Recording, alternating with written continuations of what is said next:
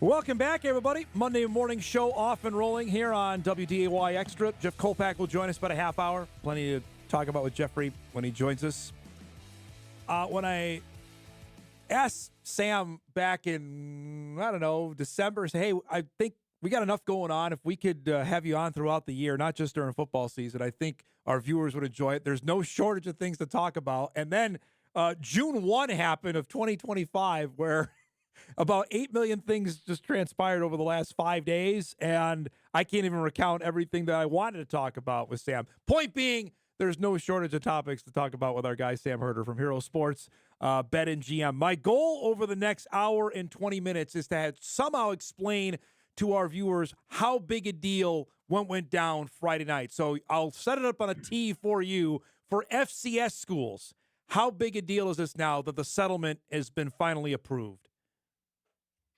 Yeah, I saw your poll too, that most people just didn't have a clue or didn't care. And I was talking, I had some family or hanging out with family this last weekend, and I mentioned this to a couple of them who are college football fans, and they didn't have a clue what it was. They didn't really care. They just get me to game day Saturdays, and whatever happens. Off the field is just all over their head. Yep. But pretty much this house settlement, what it means for the FCS schools and mid-major schools is there's two parts of it. One is the back pay, where student athletes before NIL was a thing, they're getting back pay because they weren't able to earn off their name, image, and likeness. So that's close to $3 billion, which is going to be paid out over the next 10 years. Every single Division I school and conference have to pay into that. And so basically what that means is, let's say NDSU gets $1 million from the NCAA every year in distribution money. Now maybe it's only going to be $700,000, and the rest of that is going to go toward the back pay. So every single school is a part of that back pay. The other part of the settlement is schools get to choose if they opt into this part or not. And every Power 4 school plus Oregon State, Washington State have to opt in because they're part of the defendants. Group of 5 FCS schools and Division I AAA schools, which are D1 schools that don't sponsor football, they have the option to opt in or not. And if you opt in, that means you get a directly revenue share straight with athletes. And so University of Minnesota can tell their starting quarterback, hey, we're going to pay you $500,000 a year. So schools can now pay their athletes.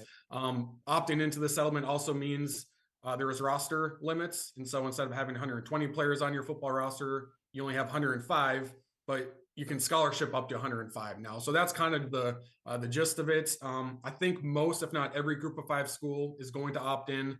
There's probably 20 plus FCS schools that plan to opt in the first year. And then next year, I expect there to be, twice as many schools opting in. And then year 3, even more schools opting in, to kind of ease into this house settlement. So we know the CAA put out a statement, a couple months ago, that they were going to. I know William and Mary, and I believe Albany said they're not. Granted, William and Mary is leaving anyway. Montana State is doing it. Sac State, which granted they're an FCS school, at least for another week, Sam, on that they're going to do it. How would this be a separator if these FCS schools are, and we know the Dakota schools, at least of today, are not opting in? Yeah, I think I don't think there's a right or wrong answer if you want to opt in or opt out. The main reason I've heard of teams opting out is because of those roster cuts or those roster limits. And so, if you have to cut your volleyball roster by 3 spots, right, and your basketball rosters by 3 spots, and your football roster by 15 spots, all of a sudden that's less student athletes paying tuition toward the school. And with enrollment issues at schools, especially mid-major ones, they don't want to cut roster spots because that's less people going to their school and paying tuition, obviously. The reason to opt in is I think it can give you an advantage if you have the money to do so, because like I said, there are no scholarship limits for schools that opt in. And so Montana State, theoretically, well, I won't use Montana State, for example, because the Big Sky did set scholarship caps, but the CAA did not set scholarship caps. And so we'll take Campbell, for example, a CAA member. They can theoretically have 105 football scholarships now. There's nothing stopping them from doing that. Do they have the money to do that? Correct. No, I don't think any FCS schools do, but you can now go above 63 scholarship football scholarships if you do opt in. So I think that is a huge advantage for teams that opt in and can afford it. Is, maybe next, not this coming year, but the next year, maybe Montana State has 80 football scholarships. That's a pretty big advantage if NSU only has 63 football scholarships. So I do think opting in has that advantage of what you can do with your scholarship money. The question I got this weekend from fans when I was tweeting about is does this mean walk-ons are done? And I think for the schools that opt in, that probably does mean that, right? That walk-ons aren't really a thing anymore.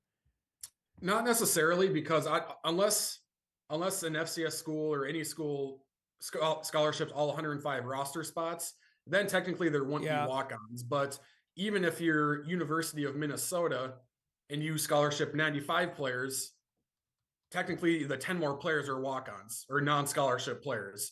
So I don't think this is the death of the walk-on by any means. Now, if Alabama or Nebraska, we'll take Nebraska, for example, Nebraska scholarships all 105 players. Well, they used to have like 130 players on their rosters. Right. A bunch of them were walk-ons. And so for Nebraska, it's, they're getting rid of walk-ons. But for schools that don't scholarship up to 105, they still are going to be walk-on players. How many schools, FCS schools, in your mind could actually afford to do this? It can't be to fully scholarship 80 guys or 105 guys. No, none of the FCS could do that. Even to 80, how many do you think could afford to do that? Probably not a whole lot. Yeah. Honestly, you can probably count them on one hand. I would think so. Maybe two hands, because the revenue sharing part of it, which that's a different question of how many schools can actually revenue share, because there is an extra revenue in the FCS. Revenue share isn't a part of Title IX. And so you could revenue share $500,000 with your football team. That does not mean you need to revenue share $500,000 with the female sports. But scholarships is still Title IX. And so if Montana State adds 17 more football scholarships, Montana State has to add 17 more women's scholarships. Equivalencies there. They can spread that out over the other sports. And so that is a big cost. I would say there's 0 schools, FCS schools, that can afford 105 football scholarships. Just to tell you how expensive that is, the SEC for this first year, they're staying at 85 scholarships. They set their own cap. We're staying at 85 scholarships. And so if the SEC is going, well, 105 scholarships is a little too expensive for us in this first year, that'll tell you that the group of 5 is not going to 105. The CAA is not going to 105 football scholarships. But if you do opt in, you can at least spread your scholarships out over 105 players. And so right now in the FCS, you have 63 full scholarships that you can spread out over 85 total players. If you opt in, you can now spread those 63 scholarships over 105 players if you want to. So you can get more guys partial scholarships at the FCS level. So that's another advantage that's kind of in the weeds, but another advantage of opting in. I can understand why people's eyes roll to the back of their heads on this. I'm in it, you're in it, and it's like, what? So what does this mean? We want to see it on the field. But if there's a clear, like you said, and this is maybe the best way to cap this point before we move on, if Montana State has 80 football players on scholarship and North Dakota State or South Dakota State still has 63, that's a clear advantage that would be then distributed on the football field. You'd see that on the field. Yeah, and that's kind of the biggest, when we talk about FBS versus FCS, what's the biggest difference? One has 85 scholarships, one has 63 scholarships. Now that line is going to be blurred. Theoretically, Montana State plays, they don't play New Mexico, but let's say Montana State plays New Mexico in 2027. Montana State could have 85 scholarships and New Mexico could have 87 scholarships. And so that line blurs a little bit. And there's, theories out there that this could be the start of 3 subdivisions in Division I football. How we get there, I don't know, but the Power 4 can kind of break away for football, do their own thing. And then there could be a middle subdivision of opt-ins. And then if you don't want to opt in, you're still at the FCS level where there are no opt-ins to the house settlement. I don't know if we'd ever get to that point, but it's kind of up in the air of where this leads to realignment. Because the other big thing too with this is the NCAA passed a number of rules kind of in unison with this house settlement, changing rules within the NCAA. And this was a board of governors, board of directors meeting, one of those boards. And in that meeting, they discussed a temporary window of flexibility for conference realignments. What that means, I don't know. It was pretty vague, Yeah. but does that create a 3-month window where, hey, if this conference wants to go to this new subdivision, we'll let you, or it makes it easier for FCS teams to jump into the FBS because of this house settlement and opting in and out. I don't know. It was a pretty vague 5-sentence thing, but it potentially could lead to realignment with this house settlement. I'll read it real quick here. This is what the official statement was. The board also discussed conference membership requirements, including possible options that would provide greater temporary flexibility for schools to move between conferences as the association proceeds with changes related to the proposed settlement. That's about as vague and opens it up to interpretation as I've ever heard anything. That is wide I mean, open. what does that even mean? Like, obviously, Right. a lot of FCS fans are like, oh, is this like the window to jump to FBS? Maybe, I Maybe, don't know. yeah, right. Or it could be we're going to allow Olympic sports to move conferences, but your football teams can stay in that conference, right? So maybe Stanford stays in the ACC for football, but the rest of their sports can go to a more regional friendly conference. It could mean that. I don't know, but when you see that, you kind of go, oh, that must mean something, but how they word it, it's like I have no idea what that means specifically. There's more legal action to come on this. I really believe that the Title IX part of this, because you can then go and say, okay, for the opt-in schools of the $20 million, 20.5 revenue share, we're going to give $18 million to football and basketball. Fend for yourself. It ain't going to go to softball, baseball, volleyball, those sports. That's why I think there's more legal wrangling to come on this. Yeah, there's going to be, this doesn't protect the NCAA from lawsuits. Nope. At the end of the day, they're going to need some type of antitrust exemption for that. But there's going to be lawsuits about revenue sharing. There's going to be lawsuits about roster cuts. There's going to be lawsuits about NIL because now there's a clearinghouse for NIL deals, third-party NIL deals. And so schools can't pay, they probably won't be able to pay a backup offensive lineman $200,000, and the offensive lineman, all he has to do is do one social media post a month. Correct. Because they're going to go through that clearinghouse and they're going to say, okay, this is not market value. And we've seen this spring a lot of FCS starters enter the transfer portal. And basically what I was told was the Power 4 football teams are trying to backload all these NIL deals before this clearinghouse, and they're offering crazy amount of money. Like $200,000 for an offensive lineman who might come in and not even start. Now those NIL deals are gonna have to go through a clearinghouse, and they might not get approved, and that could result in other lawsuits as well. So this is just the beginning, but maybe it kind of brings us to a path of where college sports finds a little bit of stability. A couple more minutes left here with Sam. In your estimation and opinion on this, are collectives going to still be a thing? Are they still going to be needed in your mind?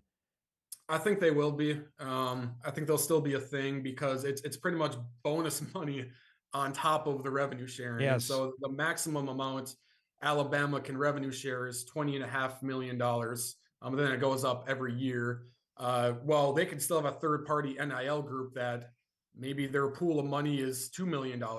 And then that's just extra money they can spread out over even more football players. And so I do think NIL collectives will still be a thing. But they have to go through that clearinghouse if it's above $600 or more, which it will be at those level schools. I'm not sure if it would be at like a North Dakota State or North Dakota would rise to that level, but for that, they would be. Okay, I think we got something there.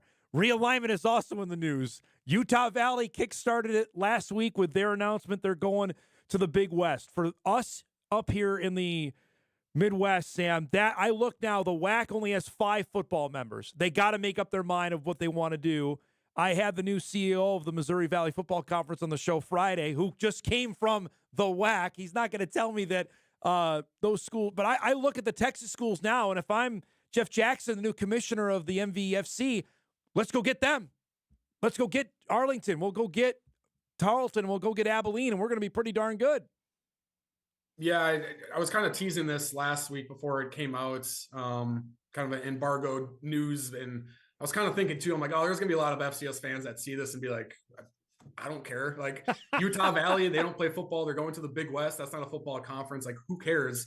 But the dominoes from there could really affect FCS football because Southern Utah, Utah Tech, Abilene Christian, Tarleton State, they remain in the WAC, which is down to just 5 total members. I don't believe, I could be wrong. You never can say anything definitively in realignment, but I don't believe the WAC or the WAC schools have interest in rebuilding. No. It's just gonna be way too much. And so now it's where do we go and how do we kind of divvy up the remaining quote unquote assets in the WAC? And so I do think you'll see movements. I think the Utah schools are in a tough spot because I don't know where they land. I don't think the Big Sky has much interest, but for the Texas schools, I think the Missouri Valley Football Conference has interest / Summit League. I think the ASUN has interest, and I think the Southland has interest. And so those Texas schools have options. But I do think with the Summit League Valley partnership, if they join the Summit League, they automatically join the Valley Football Conference. And if you're Tarleton and Abilene Christian, I think they have FBS aspirations, but until that door opens, why not join the best conference in the FCS? And so I don't know how likely that is going to happen, maybe 50-50, but it's certainly out there now that the Utah Valley domino fell. Yeah, that to me is really appetizing. If you're the new commish, let's from a position of strength and go add a couple schools. One last thing, and I got this sent to me late last week, and I wanted to save it for you. After the news that Villanova is leaving the CAA for the Patriot League, I got asked, Dom, is the CAA now the Patriot League now the third best FCS league out there? Which I had to think about it for a minute, considering the additions that they've made. I think the Southland is pretty good right now, Sam, but the Patriot, with the additions that they've made, they've surpassed the CAA in my mind for what they just added. Yeah, I think there's a fair argument that the Patriot League potentially surpasses the CAA. I think the bottom of the CAA would be better than the bottom of the Patriot League, but the top teams, I mean, you have Richmond, Villanova, William and Mary, Lehigh competed pretty well with Idaho last year in the playoffs. And Lafayette, Holy Cross, like those are pretty good teams. Fordham's been good. I mean, those are pretty solid programs.